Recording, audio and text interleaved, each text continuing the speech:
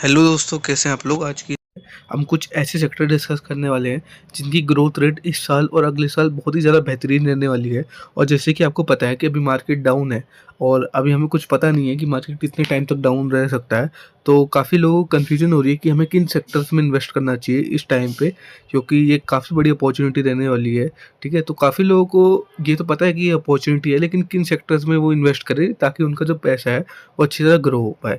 तो आज की इस वीडियो में हम यही चीज़ डिस्कस करने वाले हैं कि आपको किन सेक्टर्स पे प्रायोरिटी रखनी चाहिए। लेकिन उससे पहले मैं आपको एक डिस्क्लेमर दे दूँ, ये वीडियो कोई भी बाय सेल रिकमेंडेशन नहीं है। इस वीडियो में मैं कोई भी टिप नहीं देने वाला। ये वीडियो सिर्फ एजुकेशनल पर्पसेस के लिए, और इसमें हम बस यही डिस्कस करने वाले हैं कि आपको किन सेक्टर्स पे भी ध्यान रखना चाहिए। ठीक है, तो चलिए स्टार्ट करते हैं। तो ये देखिए, आपके सामने मैं ग्रोथ रेट ले आया हूँ इस साल और अगले साल की। तो ये वो टॉप सेक्टर्स हैं मेरे अकॉर्डिंग। ठीक है, ये मेरी अपनी रिसर्च है। ठीक है, आप चाहे तो मेरी रिसर्च से एग्री कर सकते हैं, डिसएग्री कर सकते हैं, और बिल्कुल इसे स्टडी पर्पस की तरह लीजिए और कमेंट कीजिए कि आप क्या सोचते हैं। तो मेरे अकॉर्डिंग जो सबसे पहली इंडस्ट्री है जिसकी ग्रोथ रेट बढ़िया रहने वाली है वो है इंडियन स्पिरिट्स। अब स्पिरिट्स आप पता ही है, एल्कोहल, IMFL, विस्की, ब्रांडी। ठीक है ना, तो इनकी ग्रोथ रेट तो आपको पता ही, इन स्टॉक्स ने बहुत ही बढ़िया कंपाउंडिंग करके दे रखी है आज तक, आपको पता ही है। आपको पता है, आपके सामने बहुत अच्छी अच्छी कंपनी रेडिको है, आपको पता ही है।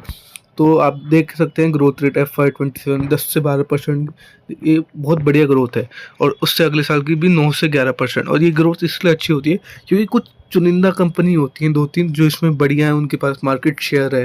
ठीक है, तो वो इस ग्रोथ का पूरा पूरा फ़ायदा उठाती है इंडिया में। ठीक है ना, तो ये देखिए, पहले जो सेक्टर हो गया वो है इंडियन स्पिरिट्स का।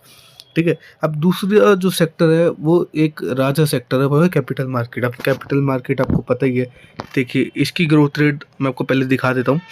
जो इस साल की ग्रोथ रेट हो सकती है वो 12 से 15% है। ठीक है ना, और जो नेक्स्ट फाइनेंशियल ईयर है उसकी 10 से 12%। बहुत ही बढ़िया ग्रोथ है ये, डबल डिजिट में आपको ग्रोथ मिल रही है। ठीक है ना, तो आपको पता ही है कैपिटल मार्केट एवरग्रीन सेक्टर है। जब मार्केट डाउन होता है तो स्टॉक्स भी काफ़ी नीचे होते हैं, आपको अभी पता ही है। काफ़ी सारे स्टॉक हैं, जैसे CDSL हो गया, कैम्प्स हो गए, तो ये नीचे अभी को पता है बहुत नीचे मिल रहे हैं। लेकिन जब मार्केट रिवर्स होता है तो ये स्टॉक यहाँ से डबल हो जाते हैं। तो इस सेक्टर का भी बोलबाला रहने वाला है।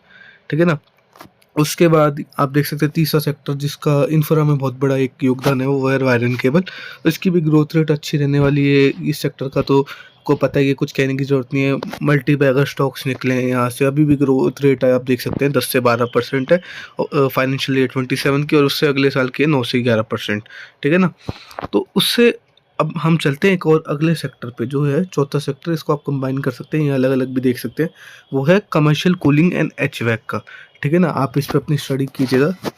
HVAC का फुल फॉर्म होता है heating, ventilation and air conditioning. ठीक है ना, तो इस सेक्टर की आज के टाइम में बहुत ज़्यादा डिमांड है। आपको पता है कमर्शियल कूलिंग कैसे बढ़ रही है, तो आप ग्रोथ रेट देख सकते हैं। जो जो रेजिडेंशियल कूलिंग है, कमर्शियल कूलिंग 12 से 14% इस साल की, और अगले साल की भी 12 से 14%। और आप इन दोनों को ऐसा मिक्स ही देखिए, क्योंकि ये जो नीचे है, ये इस सेक्टर है ऊपर जो कमर्शियल कूलिंग प्रोवाइड करते हैं, ये उसके कंपोनेंट मैन्युफैक्चर है। तो आप ग्रोथ रेट इसकी कम से कम 12% लेके चलिए। यहाँ ये डेटा थोड़ा आपको मिसलीडिंग लग सकता है, लेकिन इसकी भी ग्रोथ रेट मिनिमम 12 से 15% है, अगर इस सेक्टर को आप पूरा एक में देखिएगा। ठीक है ना, तो आपको पता है रेजिडेंशियल कमर्शियल कूलिंग में आपको पता ही है कंपनीज लाइक ब्लू स्टार वगैरह आ जाती हैं।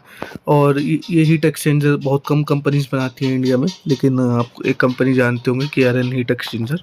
ठीक है ना, तो ऐसी कंपनीज की ग्रोथ रेट भी बहुत बढ़िया रहने वाली है, 12 से 14%। और इसमें अभी मैं ये इंक्लूड नहीं कर रहा कि जो डेटा सेंटर अपॉर्चुनिटी है, उसमें जो डेटा सेंटर कूलिंग है ना, जो डेटा सेंटर की जो कूलिंग रहेगी, है ना, उनमें भी तो कौन काम करेंगे, ये लोग काम करेंगे ना।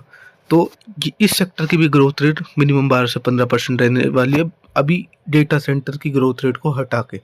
ठीक है ना, अब इनके पास डेटा सेंटर के ऑर्डर आएंगे तो आपको पता ही है क्या हालत होगी। लेकिन वो एक अगले, आप मान सकते हैं FY 28 से उसकी ग्रोथ थोड़ी स्टार्ट होगी, लेकिन तब आपको ये स्टॉक्स आज के रेट पे नहीं मिलेंगे। ठीक है ना, तो चलिए अब मैं वो स्टॉक्स की लिस्ट डिस्कस कर लेता हूँ जो इन सेक्टर में मेरी स्टडी के अकॉर्डिंग है। लेकिन वो भी मैं सिर्फ क्या कहते हैं एजुकेशनल पर्पस के लिए शेयर कर रहा हूँ, कोई भी बाय सेल रिकमेंडेशन नहीं है। चलिए देख लेते हैं उस लिस्ट को। तो ये देखिए मैं आपको चलो स्टॉक्स बता देता हूँ, ठीक है ना? तो सबसे पहले मैं हमने बात करी थी अल्कोहल स्पिरिट्स कैटेगरी की, तो उसमें जो 2 स्टॉक्स मेरे को लगता है बढ़िया करेंगे, वो एक रेडिको खैतान है, दूसरा है लाइट ब्लेंडर्स। आप दोनों पे अपनी स्टडी कर सकते हैं, ठीक है ना? बहुत ही बढ़िया कंपनीज़ हैं, ठीक है ना? अगर आप चाहें तो क्या कहते हैं, इस जो करेक्शन में आप इन दोनों कंपनीज़ पे स्टडी कर सकते हैं, ठीक है ना? दूसरी कमर्शियल कूलिंग एंड एचवैक में केरन हीट एक्सचेंजर, ठीक है ना? और ब्लू स्टार कंपनी, ठीक है ना? बहुत ही बढ़िया स्टॉक है। केरन भी मल्टीपल हो चुका है, ब्लू स्टार भी मल्टीपल हो चुका है। इन दोनों स्टॉक्स पे आप नज़रें रखिए, अगर आपको कोई इंटरेस्ट है, ठीक है ना? तो डिस्काउंट में नहीं उठाने की कोशिश करिए, ठीक है? और ये देखिए तीसरी स्टॉक मार्केट कंपनीज आपको पता ही है, सीडीएसएल है, कैम्स है, के फिनटेक है, काफ़ी कंपनीज हैं, आप अपनी स्टडी कर सकते हैं। जब मेरे को ये 3 कंपनीज बढ़िया लगती हैं, ठीक है? तो आप स्टडी कर सकते हैं, अभी बहुत ही नीचे मिल रहे हैं स्टॉक्स, ठीक है ना? बढ़िया डिस्काउंट पे मिल रहे हैं। आपको पता है जब मार्केट रिवर्स होता है तो ये स्टॉक्स पहले ही भाग जाते हैं। और चौथा सेक्टर आपको पता है वायर एंड केबल, पॉलीकैब है, केईआई है, काफ़ी छोटी कंपनीज हैं, डायनामिक केबल्स जैसी, ठीक है ना? काफ़ी डिस्काउंट अभी पॉलीकैब, केईआई में तो इतना डिस्काउंट नहीं है, लेकिन डिस्काउंट आए तो आप इन मतलब क्या कहते हैं फोकस कर सकते हैं, ठीक है ना? काफ़ी आपके लोगों के पोर्टफोलियो में होंगे भी ये स्टॉक्स, ठीक है?